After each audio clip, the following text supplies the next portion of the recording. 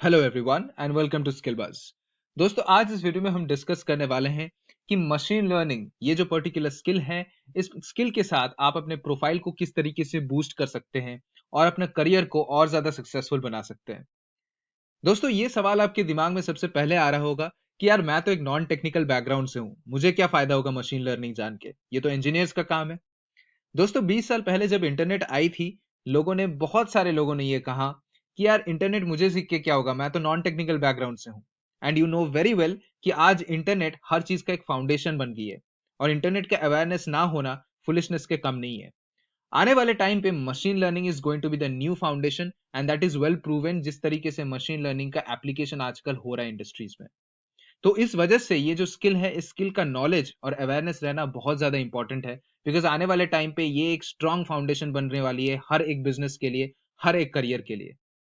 तो दोस्तों, इस वीडियो में हम बात करने वाले हैं कि मशीन लर्निंग एग्जैक्टली होता क्या है। जो बहुत सारे टर्मिनोलॉजीज होते हैं, जैसे कि artificial intelligence, data science, machine learning, deep learning, ये जो सारे वर्ड्स होते हैं, ये सारे एक ही अम्ब्रेला के अंदर लाई करता है, लेकिन इसके बीच में डिफरेंसेस क्या होते हैं, क्या एप्लीकेशंस होती है मशीन लर्निंग की, किस हिसाब से एप्लीकेशन होता है, क्या क्या जॉब्स अवेलेबल है, और मोस्ट इंपॉर्टेंटली किस तरीके से राइट फ्रॉम स्क्रैच आप इस स्किल को सीख सकते हैं। इन सारी चीजों के बारे में एक कंप्लीट इंफॉर्मेशन इस वीडियो के थ्रू मैं दूंगा। So my name is Sabyasachi and with no further due let's begin. तो सबसे पहले जानते हैं कि मशीन लर्निंग एग्जैक्टली होता क्या है। दोस्तों, मशीन लर्निंग एक बेसिक आइडिया से डिराइव किया गया है, और वो जनरलाइज्ड आइडिया ये है कि एक मशीन को इंसान की तरह सोचना आना चाहिए। That is the main idea behind machine learning, कि एक इंसान की तरह एक मशीन सोचे और इंसान की तरह डिसीजंस लेने में एक मशीन इंसान को हेल्प करे। ठीक है, उस तरीके से प्रोग्रामिंग करने को मशीन लर्निंग बोलते हैं। दोस्तों, हम जब भी लाइफ में कोई डिसीजंस लेते हैं, किस बेसिस पे लेते हैं? कोई ना कोई डेटा के बेसिस में लेते हैं, राइट। फॉर एग्जाम्पल, जब आप किसी कॉलेज में जाना चाहते हो तो क्या देख के कॉलेज में जाते हो? उस कॉलेज का एवरेज पैकेज। वो एवरेज पैकेज क्या होता है? उसका डेटा होता है, उसका प्रीवियस परफॉर्मेंस होता है, जिसके बेसिस पे आप ये डिसाइड करते हो कि कौन से कॉलेज में जाना है। जिसका एवरेज पैकेज ज्यादा होता है, वहीं आप जाने के लिए ज्यादा इंटेंडेड रहते हो। तो इसी तरीके से हम लाइफ में कोई भी डिसीजंस लेते हैं तो कोई ना कोई पास्ट इंफॉर्मेशन या डेटा का यूज करके ही लेते हैं। सिमिलरली, उसी आइडिया को जब आप मशीन को एल्गोरिदम्स और प्रोग्रामिंग के थ्रू सिखा देते हो, वही हो जाता है मशीन लर्निंग, जिसके थ्रू वो एक इंसान की तरह सोच के डिसीजंस लेने में हेल्प करती है। So that is basically all about machine learning. अब जानते हैं कि ये सारे जो वर्ड्स है, जो artificial intelligence, machine learning, deep learning, data science, ये सब होता क्या है। तो सिंपल भाषा में जो जनरलाइज्ड आइडिया है, जिसके थ्रू एक मशीन इंसान की तरह सोचता है, उसको आर्टिफिशियल इंटेलिजेंस बोला जाता है। ठीक है, साइंटिफिक टर्म्स में ये सारे के सारे टर्म्स एक ही अम्ब्रेला में लाई करता है। बहुत ही सिंपल डिफरेंसेस है, बट सीखते हो तो सारे चीज एक ही साथ ही आप सीख जाते हो, ऐसा कुछ है। ठीक है, तो artificial intelligence is the generalised idea. अब एक मशीन के पास आर्टिफिशियल इंटेलिजेंस आती कैसे है? जब उसको मशीन लर्निंग का एल्गोरिदम्स दिया जाता है। ठीक है, तो मशीन लर्निंग के थ्रू आर्टिफिशियल इंटेलिजेंस जनरेट होता है। डीप लर्निंग क्या होता है? मशीन लर्निंग को ही ज्यादा जब एडवांस तरीके से किया जाता है, वो डीप लर्निंग होता है। और इन सारी चीजों में एक चीज का इस्तेमाल होता है, दैट इज डेटा। जो डेटा साइंस सिखाती है आपको कि डेटा को किस तरीके से विजुअलाइज करना है। तो ये है पूरा सिस्टम। मैं आपको एक एग्जांपल देके समझाता हूं। जैसे कि आपने देखा होगा कि जब भी आप नेटफ्लिक्स में कोई पर्टिकुलर सीरीज देखते हो, उसी टाइप की सीरीज और आपको सजेशंस में आ जाती है आपके होम पेज में, आपके फेवरेट्स में, राइट। वो कैसे होता है? तो एक डेटा साइंटिस्ट आपके पीछे बैठे रहता है, जो क्या करता है, आपका जो भी सीरीज आपने देखा, उसका जॉनर वो देता है। जैसे कि थ्रिलर है, कॉमेडी है, रोमांटिक है, कुछ भी हो, उसका जो जॉनर है वो कलेक्ट करता है। और उसी जॉनर के बेसिस पे वैसे ही सीरीज और ज्यादा आपको सजेस्ट करती है वो। और सजेस्ट करने के बाद आपको वैसे सीरीज मिलती है। लेकिन आप सोचो एक चीज को, कितने सारे नेटफ्लिक्स यूजर्स है पूरे दुनिया में, लाखों नेटफ्लिक्स यूजर्स है, राइट। अब सबके लिए एक एक डेटा साइंटिस्ट थोड़ी बिठा के रखेगा नेटफ्लिक्स, ऐसे तो नेटफ्लिक्स का बहुत ज्यादा कॉस्ट बढ़ जाएगा एम्प्लॉइज का, राइट। तो क्या किया जाता है, जो ये डेटा साइंस का आइडिया है, जिस तरीके से डेटा को कलेक्ट करके आप पूरा उसको डिसीजन देते हो, ये जब एल्गोरिदम के थ्रू एक कंप्यूटर को सिखा दिया जाता है, तब वो कंप्यूटर ऑटोमेटिकली ये डेटा साइंस का काम करता है जो एक डेटा साइंटिस्ट कर रहा होता है। और उसी हिसाब से अपने आप वो मशीन आपको, नेटफ्लिक्स अपने आप आपको वो सारे सीरीज सजेस्ट करता है। तो ये जो पूरा प्रोसेस है, ये डेटा के थ्रू यूज करके फिर वो मशीन लर्निंग हो जाता है। So that is the basic difference between data science and machine learning. Data को लेके मशीन लर्निंग होता है। ठीक है, तो यही है पूरा जो स्ट्रक्चर है और वो मैं इस वेन डायग्राम के थ्रू आपको समझाया हूं। आई गेस आपको समझ में आ गया होगा। अब हम जानते हैं कि मशीन लर्निंग के क्या क्या एप्लीकेशंस होते हैं। दोस्तों मैं आपको अर्ज करता हूं, कमेंट करो एक ऐसा इंडस्ट्री जहां आज मशीन लर्निंग यूज नहीं होता है।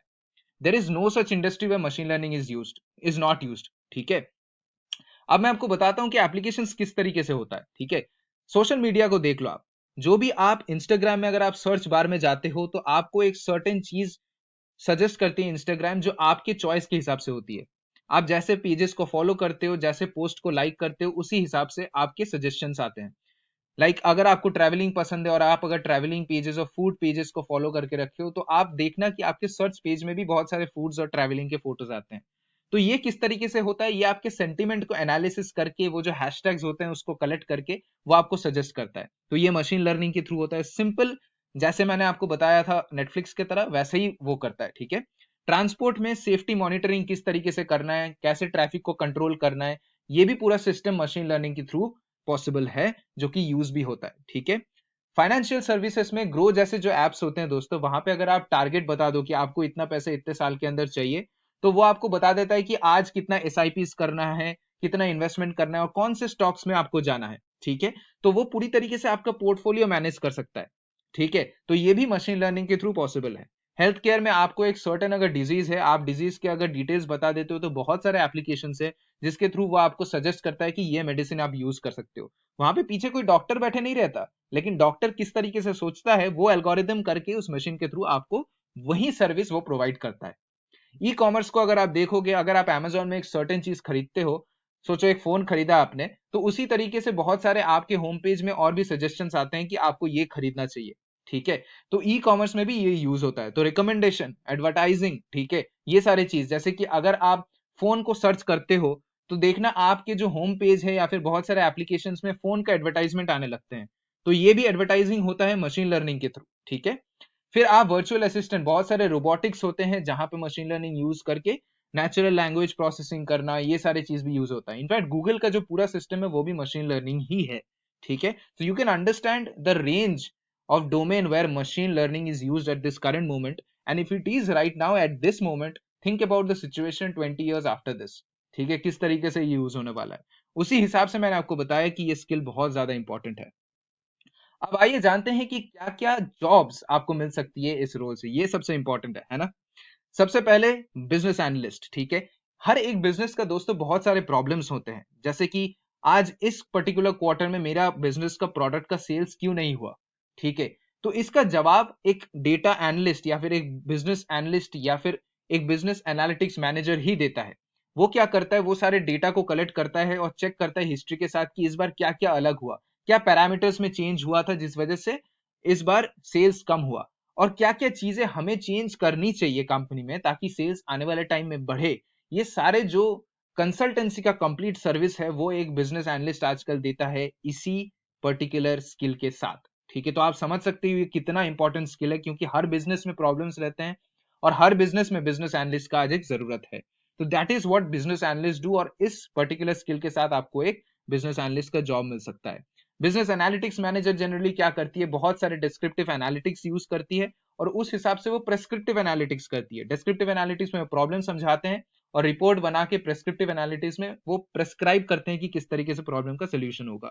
फिर data scientist basically the same thing, बहुत सारी चीजों का बहुत डेटाज होते हैं, जरूरी नहीं है कि आप बस एक बिजनेस के काम के लिए प्रॉब्लम के लिए करो, बहुत सारे सिस्टमेटिक वर्क्स भी होते हैं जहां पे डेटा साइंटिस्ट का काम होता है। ठीक है, फिर डेटा इंजीनियर, डेटा को किस तरीके से विजुअलाइज करना है, डेटा को किस तरीके से यूज करना है एल्गोरिदम्स में, ये एक डेटा इंजीनियर डिसाइड करता है, वो भी आप इस स्किल के थ्रू ही सीखते हो। मशीन लर्निंग इंजीनियर, ऑब्वियसली ये जो काम है, जैसे हर एक बिजनेस का मैंने बताया आपको, उस बिजनेस के काम के हिसाब से एक सिस्टम बनाना एक मशीन लर्निंग इंजीनियर का काम रहता है। बिग डेटा स्पेशलिस्ट, डेटा को लेके जो बड़े बड़े फंक्शंस होते हैं उसको करना बिग डेटा स्पेशलिस्ट का काम रहता है। ठीक है, data visualisation consultant, MIS consultant, ये भी एक मशीन लर्निंग का ही एक काम रहता है। तो इसी पर्टिकुलर स्किल से आप इतने सारे जॉब्स अक्वायर कर सकते हो, and these are all high profile jobs my friend. ठीक है, तो अब जानते हैं कि किस तरीके से इस मशीन लर्निंग को आप सीख सकते हो। तो एक लाइफ साइकिल समझ लेते हैं कि मशीन लर्निंग किस हिसाब से होती है। सबसे पहले नॉर्मल पाइथन का आपको एक बेसिक नॉलेज होना चाहिए। ठीक है, जो कि आपको सिखाया जाता है कि अब पाइथन आप सोचोगे कि बहुत डिफिकल्ट है, नहीं दोस्तों, पाइथन एक बहुत ही सिंपल प्रोग्रामिंग लैंग्वेज है और पाइथन एक बहुत ही अंडरस्टैंडिंग प्रोग्रामिंग लैंग्वेज है। आपको बहुत आसानी से समझ में आ जाएगा और आपको लगेगा ही नहीं, क्योंकि प्रोग्रामिंग जब भी कोई सुनता है तो एक तरह से डर जाता है। Python is not that difficult, I bet you. ठीक है, तो आप सबसे पहले बेसिक समझते हो किस तरीके से एल्गोरिदम्स यूज करना है पाइथन के थ्रू। उसके बाद बेसिक स्टैटिस्टिक्स, क्योंकि सारे डेटा का काम है तो स्टैटिस्टिकल आइडिया होना चाहिए, तो मैथमेटिक्स का भी यूज किस तरीके से होना है वो होती है। उसके बाद आप डेटा को एक्सप्लोर करना सीखते हो, फिर डेटा एनालाइज करना सीखते हो, फिर डेटा को एनालाइज करके किस तरीके से मशीन लर्निंग का जो बहुत सारे मॉडल्स और एल्गोरिदम्स होते हैं, सुपरवाइज लर्निंग, अनसुपरवाइज लर्निंग, किस तरीके से आपको अप्लाई करना है। उसके बाद किस तरीके से बिग डेटा टेक्नोलॉजीज के साथ और डीप लर्निंग मॉडल्स के साथ आप कंपनीज के बड़े बड़े प्रॉब्लम सॉल्व कर सकते हो। ये सारे मशीन लर्निंग का लाइफ साइकिल आता है। तो आप जब भी मशीन लर्निंग सीखोगे, एक के बाद एक ये प्रोसेस होता है आपका, ये स्टेप्स होता है जिसको आपको फॉलो करना है। अब ये सवाल है कि किस तरीके से इस स्टेप्स को फॉलो करें। दोस्तों, इसके लिए हम लोगों ने एक बहुत ही प्यारा कोर्स बनाया है जिसमें सारे चीज आप लोगों के लिए एकदम वेल मेड है। ठीक है, this is a home page of Skillbus trainings. आप जाके इस पर्टिकुलर होम पेज में जाइए, जाने के बाद आप थोड़ा सा स्क्रॉल डाउन करेंगे तो आपको यहाँ पे मशीन लर्निंग का एक कोर्स मिलेगा जो हम लोगों ने पूरी तरीके से आपके लिए प्रिपेयर किया है। यहाँ पे आप जाइए और go to the check details and you will understand कि क्या क्या चीज हम लोगों ने प्रोवाइड किया है। लिंक आपके डिस्क्रिप्शन में हम लोग दे रहे हैं ताकि आपको डायरेक्टली इस चीज में आप डायरेक्टली एंट्री कर सको और आप देख सको कि क्या क्या है। Go to the preview and check किस तरीके से हम लोगों ने बनाया है। एक छोटा सा ग्लिम्स दे देना चाहता हूँ किस तरीके से मॉडल हमने प्रोड्यूस किया है। तो ये देखिए, यहाँ पे सबसे पहले हम लोग इंट्रोड्यूस करेंगे कि मशीन लर्निंग होता क्या है। उसके बाद मॉड्यूल 2 में प्रॉपर्ली समझाएंगे कि मशीन लर्निंग कहाँ कहाँ इस्तेमाल होता है। फिर मॉड्यूल 3 में हम बताएंगे कि मैथ्स का क्या क्या चीजें जरूरी है आपको जानने के लिए मशीन लर्निंग में, किस तरीके से एग्जैक्टली मैथ्स का एप्लीकेशन करना है, स्टैटिस्टिक्स सिखाएंगे। फिर पाइथन का इंट्रोडक्शन, जैसे मैंने आपको लाइफ साइकिल में भी बताया कि पाइथन पहले सीखना जरूरी है। फिर किस तरीके से डेटा को प्री प्रोसेस करेंगे, डेटा कलेक्ट कहाँ से करेंगे, फिर डेटा को विजुअलाइज कैसे करेंगे, फिर सुपरवाइज कैसे लर्निंग करेंगे, अनसुपरवाइज लर्निंग, ये सारी चीज देखिए एक के बाद मैंने यहाँ पे मॉड्यूल्स पे एक के बाद एक स्टेप बाय स्टेप प्रोसेस में दिया गया है। फिर मॉडल का इवैल्यूएशन कैसे करेंगे, मैंने जैसे बताया था मशीन लर्निंग का मॉडल्स बनाना होता है, किस तरीके से बनाएंगे।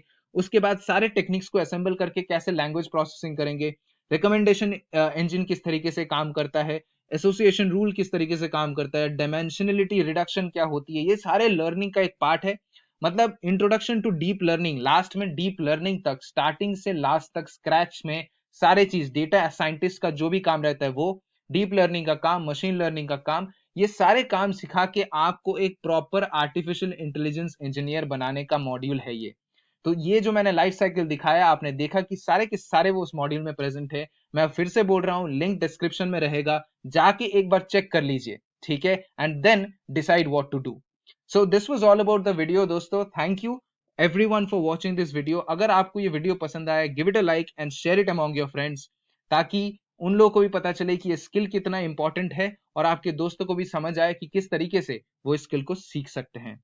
तो thank you everyone, stay healthy and stay safe.